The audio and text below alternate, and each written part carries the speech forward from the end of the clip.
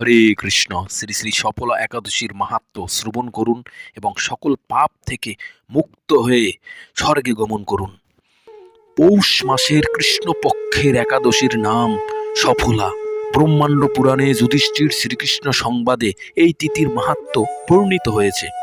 যুধিষ্ঠির মহারাজ বললেন, হে প্রভু, পৌষ মাসের কৃষ্ণপক্ষীয় একাদশীর নাম বিধি পূজ্য দেবতা সম্পর্কে আমার কৌতূহল নিবারণ করুন। শ্রীকৃষ্ণ বললেন, হে মহারাজ, আপনার প্রতি স্নেহবশত সেই ব্রত কথা বিষয়ে বলছি। এই ব্রত আমাকে যেমন সন্তুষ্ট করে, বহু দান দক্ষিণা যুক্ত যজ্ঞাদি দ্বারাও আমি সেরকম সন্তুষ্ট হই না। তাই যত্ন সহকারে এই ব্রত পালন অবশ্যই কর্তব্য। পৌষ মাসের কৃষ্ণপক্ষীয় একাদশীর নাম সফলা।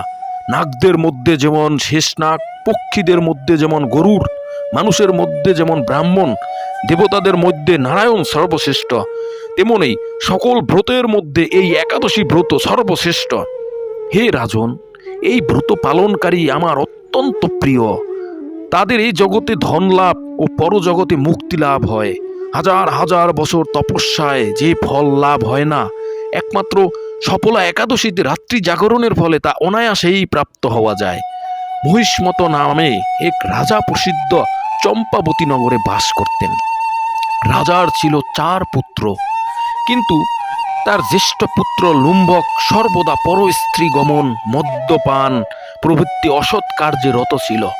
সে সর্বক্ষণ ব্রাহ্মণ, বৈষ্ণব ও দেবতাদের নিন্দা করত। পুত্রের এই আচরণে ক্ষুব্ধ হয়ে রাজা তাকে রাজ্য থেকে বার করে দিলেন। স্ত্রী, পুত্র, পিতা, মাতা, আত্মীয় স্বজন পরিত্যক্ত হয়ে সে এক গভীর বনে প্রবেশ করল।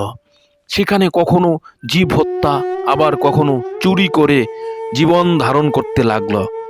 কিছুদিন পরে সে একদিন নগরে প্রহরীদের কাছে ধরা পড়ল, কিন্তু রাজপুত্র বলে সে এই অপরাধ থেকে মুক্তি পেয়ে গেল। পুনরায় সে বনে গিয়ে জীব হত্যা ও ফলমূল আহার করে জীবন ধারণ করতে লাগল। ওই বনে বহু বছরের পুরনো একটি বিশাল অশ্বত্থ বৃক্ষ ছিল। সেখানে ভগবান শ্রী বাসুদেব বিরাজমান বলে বৃক্ষটি দেবত্ব প্রাপ্ত হয়েছে। সেই বৃক্ষতলে পাপ বুদ্ধি লুম্ভক বাস করত। বহুদিন পর তার পূর্বজন্মের পুণ্যের ফলে সে পৌষ মাসের দশমীর দিনে কেবল ফলাহার করে দিন অতিবাহিত করল, কিন্তু রাত্রিতে অসহ্য শীতের প্রকোপে সে মৃতপ্রায় হয়ে রাত্রি যাপন করল। পরদিন সূর্যোদয় হলেও সে অচেতন হয়েই পড়ে রইল। দুপুরের দিকে তার চেতনা ফিরল। ক্ষুধা নিবারণের জন্য সে অতি কষ্টে কিছু ফল সংগ্রহ করল। এরপর সেই বৃক্ষতলে এসে পুনরায় বিশ্রাম করতে লাগল। রাত্রিতে খাদ্যাভাসে সে ক্রমশ দুর্বল হয়ে পড়ল। সে প্রাণ রক্ষার্থে ঈশ্বরের উদ্দেশ্যে ফলগুলি নিয়ে, হে ভগবান, আমার কি গতি হবে বলে অশ্রুপাত করতে করতে সেই বৃক্ষমূলে, হে লক্ষ্মীপতি নারায়ণ, আপনি প্রসন্ন হন বলে নিবেদন করল। এইভাবে সে অনিদ্রায় ও অনাহারে সেই রাত্রি যাপন করল। ভগবান নারায়ণ সেই পাপী লুম্ভকের রাত্রি জাগরণকে একাদশীর জাগরণ এবং ফল অর্পণকে পূজা বলে গ্রহণ করলেন। এইভাবে অজ্ঞাতসারে লুম্ভকের সফলা একাদশীর ব্রত পালন হয়ে গেল। প্রাতকালে আকাশে দৈববাণী হলো, হে পুত্র, তুমি সফলা ব্রতের পুণ্য প্রভাবে রাজ্য প্রাপ্ত হবে। সেই দৈববাণী শোনা মাত্র লুম্ভক দিব্য রূপ প্রাপ্ত হল। তার পাপ বুদ্ধি দূর হল।